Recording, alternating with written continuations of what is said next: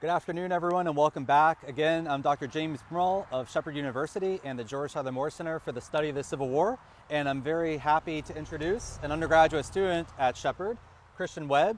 Christian is in the 19th century America Civil War concentration, and he is culminating his career in his senior year at Shepherd, and will be going on to a career in public history and graduate school.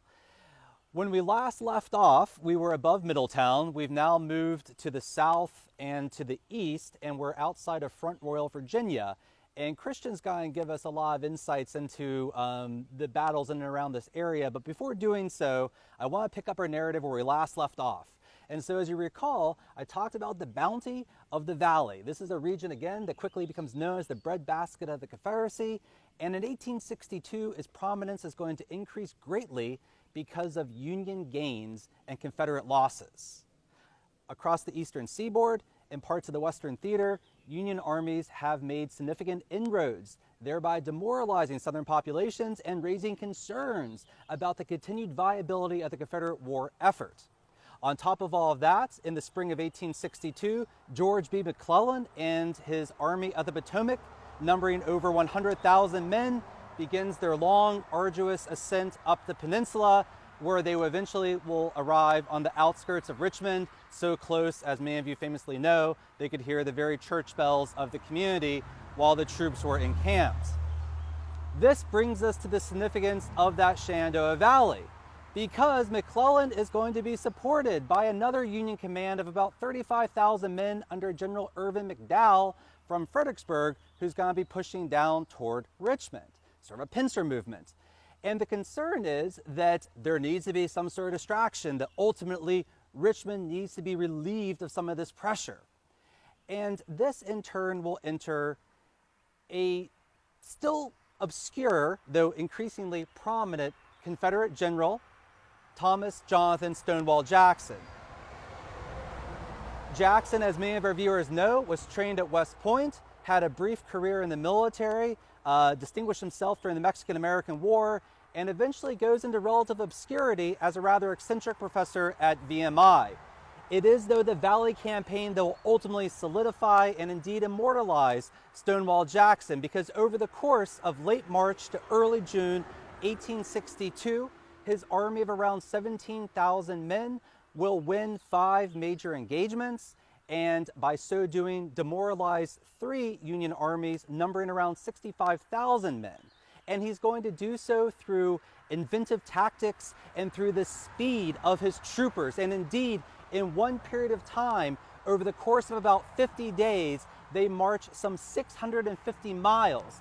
And to give you some sense of how long that is, imagine hiking the Appalachian Trail from the base of Virginia through the entirety of that state, crossing West Virginia, Maryland, and then going into Pennsylvania. That gives you some sense of just how far these men are going. And it is this speed that takes its toll on his men, but is ultimately going to ensure that he achieves the victories that astound both northern and southern audiences and cement his reputation.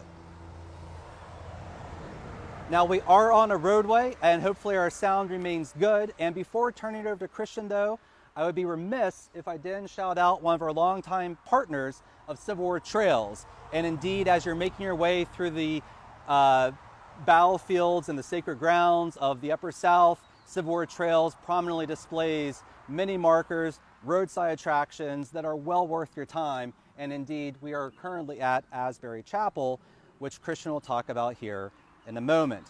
And so with that, and if you want to sort of add anything that I missed, please feel free to do so. But with that brief overview, I'll now turn it over to Christian, who will get us into the action around Front Royal and talk a little bit about our location here today. Well, thank you, Dr. Broomall. So we're here at Asbury Chapel, which is a location in the southern portion of Warren County, where Stonewall Jackson and General Ewell unite their armies and attack the Union Army in Front Royal. Behind us is Rocky Lane, where they will use the knowledge that was gained by Jed Hotchkiss to swiftly move in their more obscure roads to maneuver their way around the head of the Union Army and attack Kenly's men, specifically the pickets of the 1st Maryland Infantry.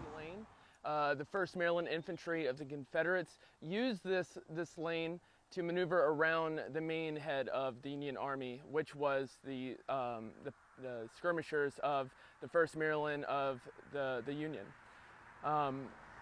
Once they took Rocky Lane, it connected with Goonie Manor Grade, which is current-day Browntown Road. And once they got to the end of Browntown Road, they did encounter the pickets of the 1st Maryland Infantry of the Union, and that is where we meet the beginning stages of the Battle of Front Royal. Once we get to the Battle of Front Royal, they're going to fight through the town, and it's almost a replication of the running fight of Middletown, where we're going to see 3,000 men under the command of General Stonewall Jackson. They're going to push out the garrison of Colonel Kenly of the 1st Maryland Infantry and his reinforcements of General Banks. And they're just going to be pushed out of Front Royal. The big thing to remember about this battle is that it unites Ewell and Jackson. This is their first time uniting as one army. It strengthens Jackson's overall numbers to 16,000, which gives him a vastly superior force over Banks, who is at this point about 4,500 infantry and about 1,500 very lousy cavalry, as reports make it out to be.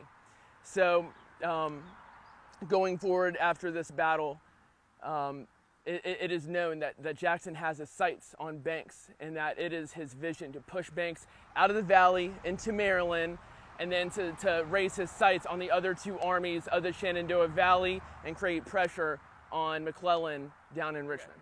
Next, we're going to go to Rose Hill, where Wheat's battalion of Louisianans take on the artillery of Knapp's